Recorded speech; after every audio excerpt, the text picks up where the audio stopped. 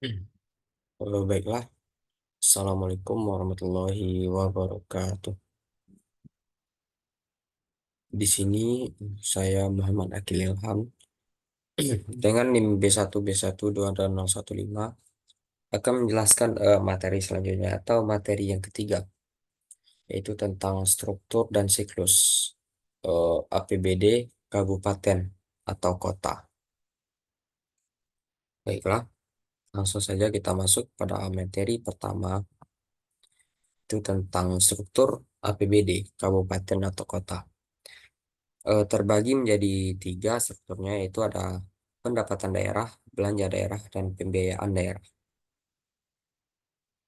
Pendapatan daerah. Yang pertama ialah pendapatan daerah. Pendapatan daerah ini merupakan unsur yang paling penting dalam anggaran pendapatan dan belanja daerah, karena merupakan sumber penerimaan yang dapat digunakan untuk pemenuhan kebutuhan keuangan di daerah. Pendapatan daerah menurut Peraturan Pemerintah Nomor 12 Tahun 2019 tentang pengelolaan keuangan daerah adalah semua hak daerah yang diakui sebagai pemerintah, yang diakui sebagai penambah nilai kekayaan yang bersih dalam periode anggaran berkenaan. Berdasarkan pengertian tersebut, pendapatan daerah merupakan unsur yang penting dalam anggaran pendapatan dan belanja daerah karena merupakan sumber penerimaan yang dapat digunakan untuk pemenuhan kebutuhan keuangan di daerah. Yang pertama ada pendapatan asli daerah atau PAD. PAD ini juga berperan untuk melaksanakan perencanaan pemerintah daerah sebagai upaya untuk mengembangkan pembangunan dan meningkatkan perekonomian suatu daerah. Unsur-unsur pendapatan daerah meliputi pendapatan asli daerah, pendapatan transfer, dan lain-lain, pendapatan daerah yang sah. Kemudian menurut Undang-Undang Nomor 23 Tahun 2014 tentang Pemerintah Daerah, pendapatan asli daerah adalah pendapatan yang diperoleh yang dipungut berdasarkan peraturan daerah sesuai dengan peraturan perundang-undangan. Menurut Halim 2004 dalam bukunya yang berjudul Manajemen Keuangan Daerah menyebutkan bahwa PAD adalah semua penerimaan daerah yang berasal dari sumber-sumber ekonomi asli daerah. PAD merupakan komponen untuk menghitung kemandirian keuangan suatu daerah dalam melaksanakan ODA atau otonomi daerah. Semakin tinggi penerimaan PAD atau PAD suatu daerah, maka tingkat kemandiriannya akan semakin besar, sehingga ketergantungan terhadap transfer dari pemerintah pusat maupun daerah lainnya menjadi menurun. Peningkatan PAD ini menunjukkan semakin tinggi keberhasilan daerah dalam mengelola sumber-sumber penerimaan di daerah. Sumber-sumber PAD berasal dari yang pertama ada pajak daerah. Pajak daerah menurut Undang-Undang Nomor 1 Tahun 2022 eh, tentang hubungan keuangan antara pemerintah pusat dan pemerintah daerah adalah kontribusi wajib kepala daerah yang terutang oleh orang pribadi atau badan yang bersifat memaksa berdasarkan undang-undang dengan tidak mendapatkan imbalan secara langsung dan digunakan untuk keperluan daerah bagi sebesar-besarnya kemakmuran rakyat. Pemerintah daerah ini memiliki hak untuk menarik pajak daerah sesuai dengan ketentuan perundang-undangan. Sehingga apabila wajib pajak tidak melunasinya, maka akan dianggap sebagai utang pajak. Untuk ketertiban wajib pajak dalam membayar pajak daerah, maka diberlakukanlah sanksi administrasi berupa denda pajak bagi pajak terutang yang dibayarkan melewati batas waktu pembayaran. Kemudian ada pun jenis-jenis pajak yang dikelola oleh pemerintah kabupaten atau kota. Yang pertama ada pajak bumi dan bangunan pendesaan dan perkotaan, bea perolehan hak atas tanah dan bangunan, pajak barang dan jasa tertentu, pajak reklame, pajak air tanah, pajak mineral bukan logam dan batuan, pajak sarung burung walet, opsen pajak kendaraan bermotor atau PKB, opsen bea balik nama kendaraan bermotor. Itulah jenis macam-macam jenis pajak yang dikelola oleh Pemkop, Pemkap atau Pemkot. Kemudian ada retribusi daerah. Retribusi daerah adalah pungutan daerah sebagai pembayaran atas jasa atau pemberian izin tertentu yang khusus disediakan atau diberikan oleh pemerintah daerah untuk kepentingan orang pribadi atau badan. Berbeda dengan pajak daerah. Pemungutan retribusi daerah terdapat kontraprestasi yang secara langsung bisa ditunjuk. Wajib retribusi menggunakan atau menikmati jasa yang diberikan atas pungutannya. Adapun jenis retribusi antara lain ialah retribusi jasa umum yang berisi tentang pelayanan kesehatan, pelayanan kebersihan, pelayanan parkir di tepi jalan umum, dan pelayanan pasar. Dan pelayanan pasar serta pengendalian lalu lintas. Kemudian jenis-jenis retribusi jasa usaha ialah penyediaan tempat kegiatan usaha berupa pasar grosir, pertokoan, dan tempat kegiatan usaha lainnya. Penyediaan tempat pelelangan ikan, ternak, hasil bumi, dan hasil hutan, termaksud fasilitas lainnya dalam lingkungan tempat pelanggan.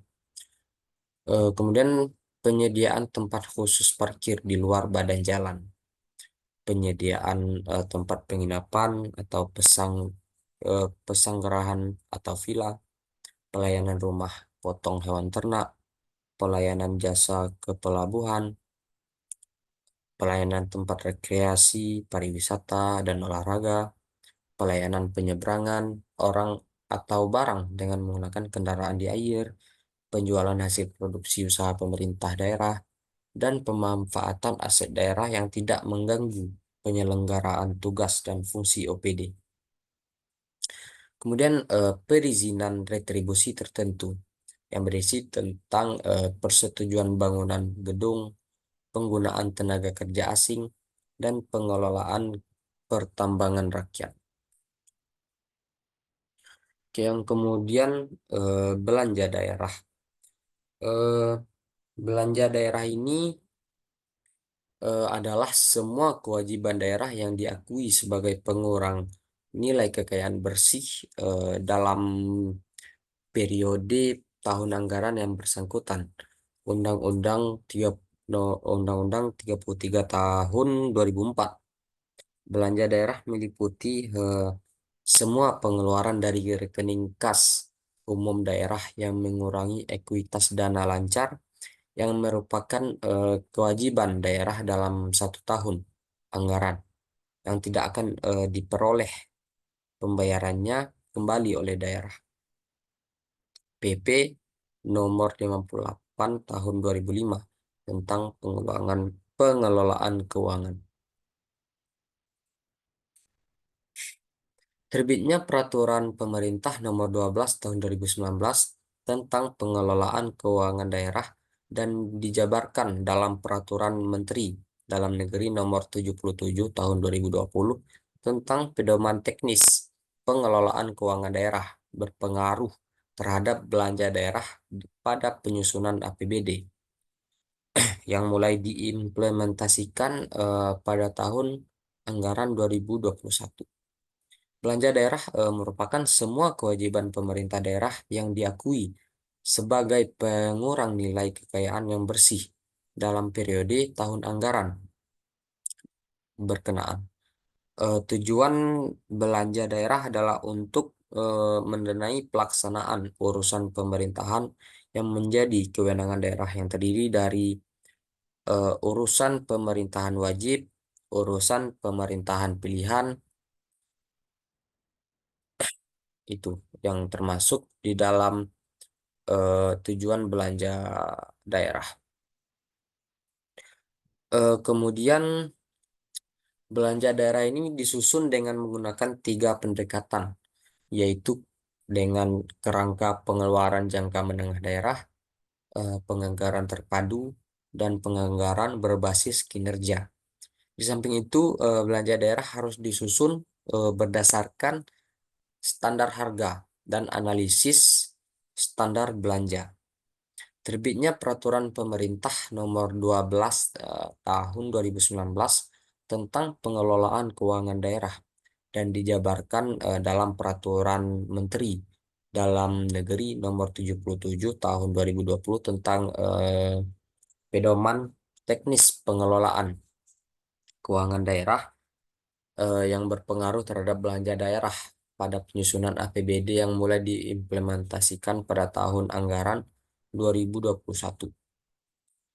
Belanja daerah menurut Peraturan Pemerintah Nomor 12 Tahun 2019 tentang pengelolaan keuangan daerah meliputi belanja pegawai, belanja barang dan jasa, belanja bunga, belanja subsidi, belanja hibah, belanja bantuan sosial, belanja modal, belanja bantuan keuangan, dan belanja tidak terduga.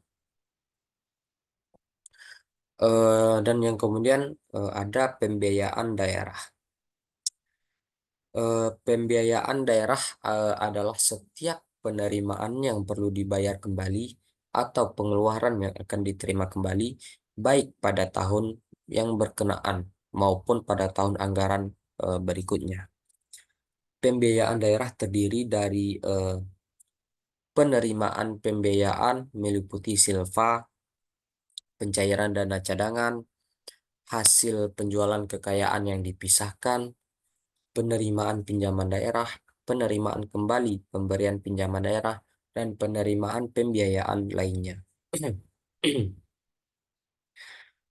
Pengeluaran pembiayaan daerah meliputi pembayaran cicilan pokok utang yang jatuh tempo, penyertaan modal daerah, pembentukan dana cadangan, pemberian pinjaman daerah, dan pengeluaran pembiayaan lainnya. Penetapan APBD harus dilakukan tepat waktu, seperti yang tertuang dalam pasal 312 ayat 1 Undang-Undang Nomor 23 Tahun 2014 tentang pemerintah daerah, bahwa kepala daerah dan DPRD wajib menyetujui bersama rancangan Perda tentang APBD paling lambat satu bulan sebelum dimulainya tahun anggaran setiap tahun. Sehingga paling lambat tanggal 30 November harus sudah ada kesepakatan antara kepala daerah dan DPRD. Apabila terdapat keterlambatan dalam penetapan Perda tentang APBD, maka kepala daerah dan DPRD akan mendapatkan sanksi administratif berupa tidak dibayarkan hak-hak keuangan selama 6 bulan. Selain itu, keterlambatan penetapan APBD akan diberikan sanksi oleh pemerintah pusat dalam bentuk pemotongan DAU atau dana alokasi umum dan dana transfer lainnya. Penetapan APBD tepat waktu merupakan kewajiban dari pemerintah daerah yang merupakan bentuk keberhasilan dalam kinerja keuangan pada proses perencanaan dan penganggaran, sehingga Pempus menetapkannya sebagai salah satu syarat dalam pemberian DID dana eh, intensif insentif. Kemudian ini materi ini ada siklus APBD atau integrasi perencanaan pembangunan daerah dan penganggaran daerah. Adapun siklus dari penyusunan APBD ini, yang pertama adalah eh, RPJPD dilaksanakan melalui RPJMD. Kemudian RPJMD dijabarkan ke dalam Renstra SKPD dan diterjemahkan ke dalam RKPD. Kemudian R, kemudian RPJMD menjadi dasar pencapaian kinerja daerah jangka menengah yang dilaksanakan melalui RKPD. Kemudian keberhasilan pencapaian visi dan misi kepala daerah ditentukan oleh keberhasilan pencapaian kinerja Renstra SKPD dan Renja SKPD. Kemudian seluruh program selama lima tahun seluruh Renstra memedomani program prioritas dalam RPJMD. Kemudian RPJMD dilaksanakan melalui RKPD. Renja SKPD menerjemahkan program prioritas atau RKPD ke dalam kegiatan prioritas. RKPD sebagai dasar penyusunan RAPBD dan kemudian realisasi atau triwulan DPA SKPD yang jadi dasar pengendalian hasil RKPD dan Renja SKPD. Oh, baiklah, sekian penjelasan tentang materi struktur dan siklus APBD kabupaten atau kota. Jika terdapat kesalahan, saya mohon maaf. Saya akhiri dengan Wassalamualaikum warahmatullahi wabarakatuh.